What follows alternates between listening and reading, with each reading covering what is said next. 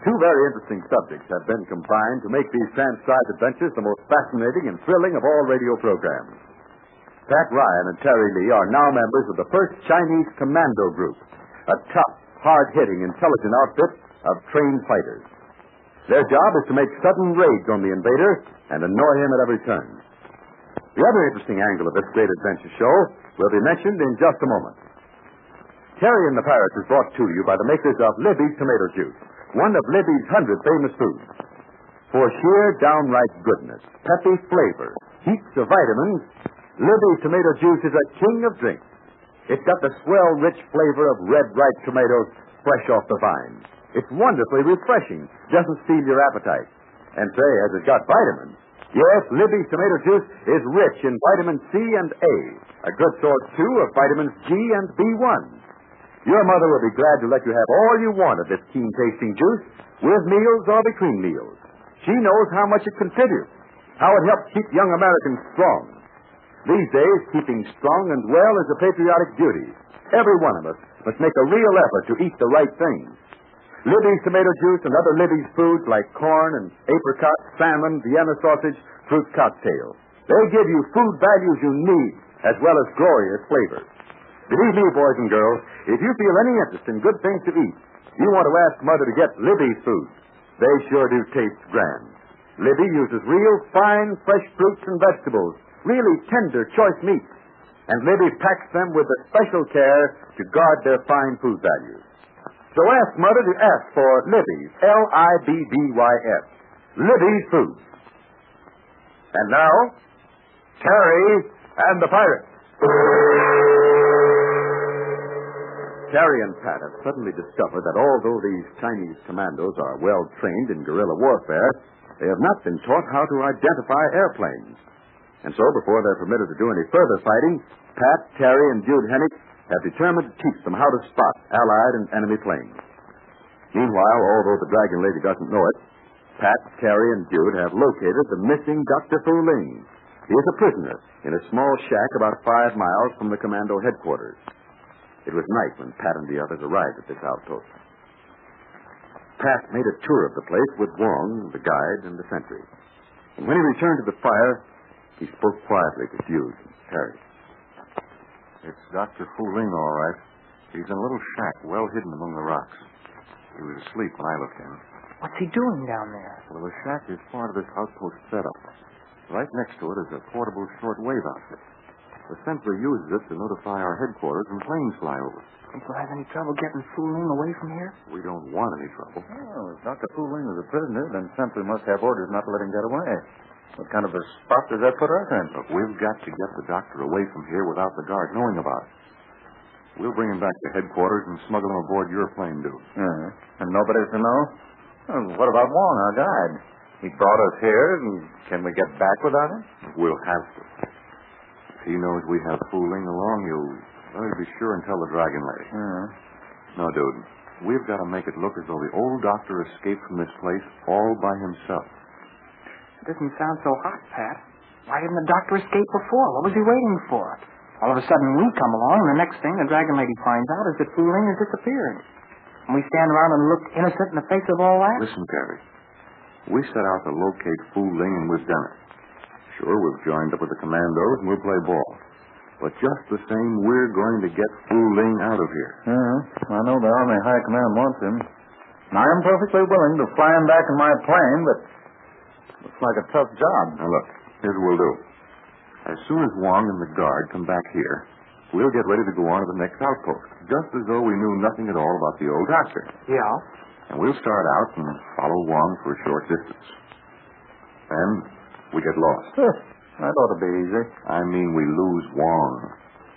Then we'll swing around back here and release Fu Ling without disturbing the guard. Now, does that make sense? No, nothing else does either, so we might as well do it. It's not going to be easy for you and Jude and me and the old doctor to get back to headquarters.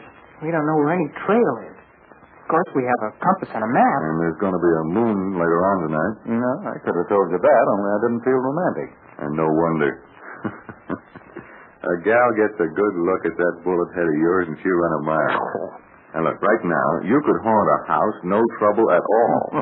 Look, you mean we'll have to travel by moonlight? That's right. Moonlight and compass. Sounds like a song, doesn't it? Sure.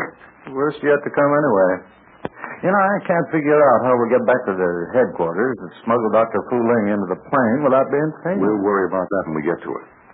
Now then, remember what I said. We've got to lose Wong soon after we get started. I do not quite understand, Mr. Ryan. I haven't time to explain everything, Doctor. You must take my word for it. You want me to accompany you back to the Dragon Lady's quarters, sir? What do I gain by that? It was she who brought me here as a prisoner. I'll explain after we get started. Terry Lee and Dude Hennick are waiting for us outside. I want to get you away from here before we're discovered by the guard. But he is apt to come at his any moment, Mr. Ryan. I will be as quick as possible. I wish you could put a light on this shack, but this is better not. Just punch yourself into your clothes. Now, while you're doing that, I'll explain briefly what we're planning to do to get you away from Samsoon Hill. Wait, please. There is someone outside. It is the guard. He will be sure to look in here to see if I'm all right. Quick, get back on that bunk. Pretend to be asleep. I can flatten myself against this wall.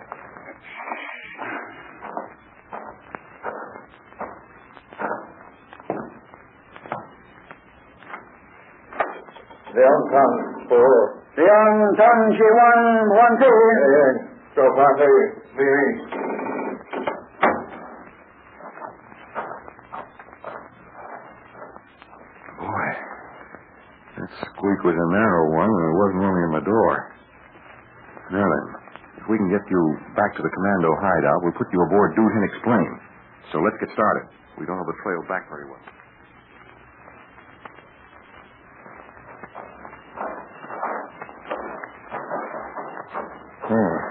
That looks like the spot down there. We came out from between those rocky walls, didn't we? That's right. Now, the game is to get back inside those walls without being discovered. It's a little out of my line, Patrick. I promise you this. You can get Dr. Fu Ling into my plane, and I'll take care of things from then on. Yeah, but the job is to get from here to the plane without being caught. If the Dragon Lady finds out what we've been up to, she's not going to be very happy. Well, she'll find out soon enough, but she won't be able to prove anything. Gentlemen, may I make a humble suggestion? Go ahead, Doctor. If we can distract the attention of two guards down that entrance, we will be able to slip through the walls and reach the plane. That's right. So perhaps if Mr. Ryan will circle around to the other side of camp and then fire his gun, it will distract everyone long enough for Mr. Hennick and Terry and myself to reach the plane. That makes sense to me. How about you, Pat? All right. You go with Dude and the doctor. Here's what we do. Give me 5 minutes to get to the other side.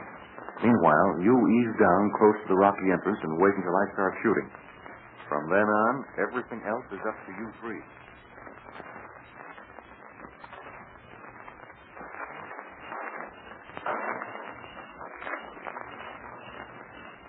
There's a lot of guards, dude. Mm-hmm. Lucky there's moonlight. We wouldn't be able to see anything. Well, I hope Pat makes enough racket to get that guy out of the way for a few minutes. We're about 30 yards from the entrance, huh? Mm-hmm. Shouldn't take us more than a minute to get through and get to the plane. Are you going to take off tonight, Mr. Hennick? You have no ground lights to guide you? No. The moonlight's bright enough. The runway's clear. I shouldn't have any trouble. How are we going to explain your reason for leaving in the plane? Dragon Lady knew that you and Pat and I started out together. How are you going to explain that? That's your banana peel, Terry. Said I'd fly Dr. Fu Ling out of here, and I will. After that, you can make up your own story, little lady. No, I'll tell her you decided to make a midnight hop back to Army headquarters. Tell her I got tired of walking. Tell her anything. Better still, don't tell her anything. I regret that I have caused you gentlemen so much inconvenience. Oh, think nothing of it, Doctor. Whole war is inconvenience. The Dragon Lady and I have always been enemies. Even though she is now working with Chinese government against the invader, I cannot bring myself to trust her. However, when the right time comes, you men can tell her I hold no grudge because she made me a prisoner. However, she will have to prove her value to China before I will accept her as a friend. Don't you believe in these commandos, Doctor? I believe, with the help of Mr. Ryan, this commando group will be a most effective weapon in our fight against the invader. Most of the soldiers in this commando unit are the Dragon Lady's men.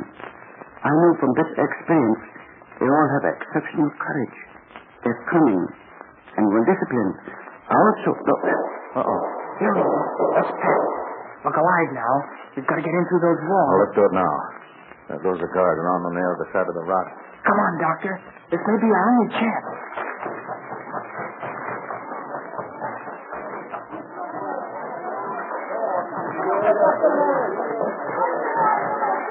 Here we are, Doctor.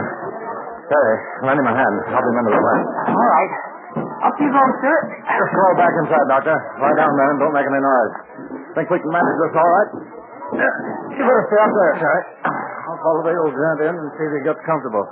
Can two of us wheel your plane out from under these trees? Yeah, we can manage all right.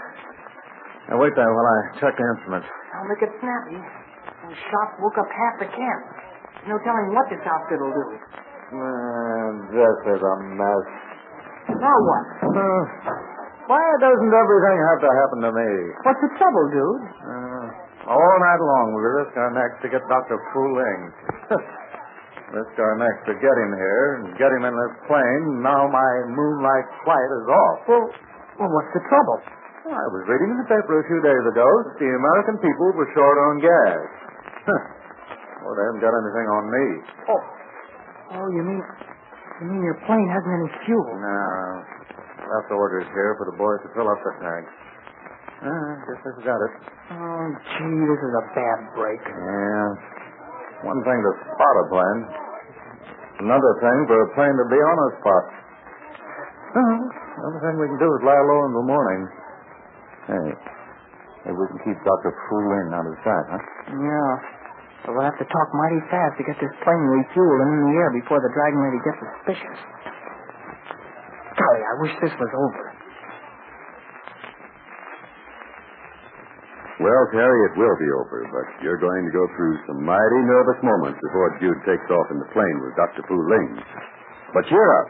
You've been looking for a clever way to identify planes, and you're going to discover it next Monday. We'll talk more about that in just a moment. Whenever you want something awfully good to drink, just open up a can of Libby's tomato juice. If you're smart, you'll ask your mother to keep some in the icebox all the time. Libby's tomato juice is a swell between-meal drink because it doesn't take away your appetite. Nope. What Libby's tomato juice does is perk up appetite. And boy, does it taste super. Rich in vitamins, too, you know. So drink Libby's tomato juice. For victory, every patriotic American, young or old, is buying United States war-saving stamps and bonds. Well, in next Monday's transcribed Terry Tale, I'm sure that our friends will be able to say goodbye to Dr. Fu Ling. Then they can turn their attention to the daring and dangerous work of being commandos in a great fight against China's enemies. Yes, and then Terry can go to work and teach these daredevil fighters how to identify airplanes. I'm sure he'll discover a swell way to do it. So let's be on hand as he works out his plan step by step, starting next Monday.